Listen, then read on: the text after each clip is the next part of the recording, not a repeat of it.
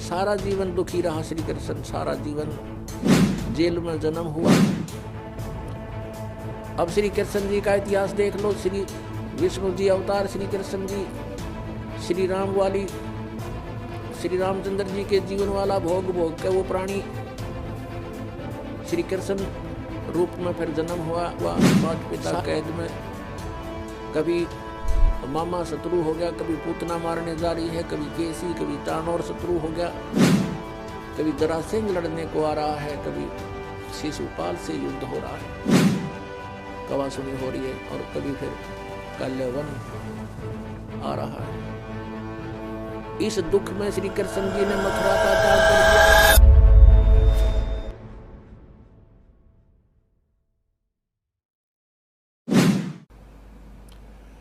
अब श्री कृष्ण जी का इतिहास देख लो। श्री विष्णु जी अवतार श्री कृष्ण जी, श्री राम वाली, श्री रामचंद्र जी के जीवन वाला भोग भोग के वो प्राणी श्री कृष्ण रूप में फिर जन्म हुआ। सारा जीवन दुखी रहा श्री कृष्ण, सारा जीवन जेल में जन्म हुआ, माता पिता कैद में, कभी मामा शत्रु हो गया, कभी पूतना मारने जा रही है, कभी केसी, कभी तानौर शत्रु हो गया, कभी जरासेंध लड़ने को आ रहा है, कभी शिशुपाल से युद्ध हो रहा है, कवासुनी हो रही है, और कभी फिर कल्यवन आ रहा है। इस दुख में श्री कृष्ण जी ने मथुरा का त्याग कर दिया और ऐसे स्थान पर रहने लगे जहां कोई ना पहुंच सके। समझदार व्यक्ति यही सोचते हैं, राड़ से बाढ़ अच्छी होती है, झगड़े से बचाव अच्छा होता है। श्री कृष्ण जी उन सबको भी मार सकते थे, क्योंकि वो त्रिलोक के में एक विभागीय मंत्री है, विशेष शक्ति होती है प्राणी में, वो उनके अंदर शक्ति थी। लेकिन यही सोचा था कि किस किस ने मारूं, या तो सबकी बुद्धि भ्रष्ट। तो श्री कृष्ण जी ने द्वारका बनाई। समुद्र के बीच में एक टापू था जिसका केवल एक गेट था, द्वारिका, एक द्वार की नगरी। और ये सोच करके वहाँ यदि इतनी दूर पहले तो कोई आवेगा नहीं, ऐसे स्थान पर जा रहे हम, और वहाँ कोई आ भी गया युद्ध करने तो हम एक ही तरफ से उसका सामना कर सकते हैं, इसलिए एक गेट था उसका, और बाकी 3 समुद्र था 3 तरफ। तो वहाँ श्री कृष्ण जी चले गए, अपना अधिकतर सारा ही जीवन वहाँ व्यतीत किया।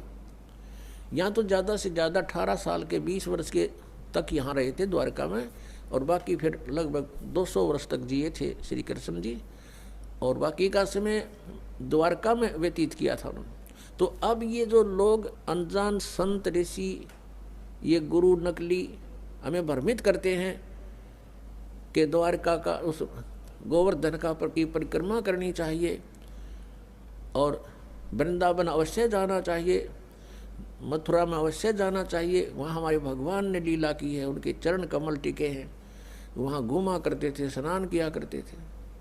अरे श्री कृष्ण जी यहाँ तक 20 वर्ष रहे थे मथुरा में, बाकी 180 साल तो वहाँ रहे हैं द्वारका में, और वहाँ का नामो निशान मिट गया उस द्वारका को।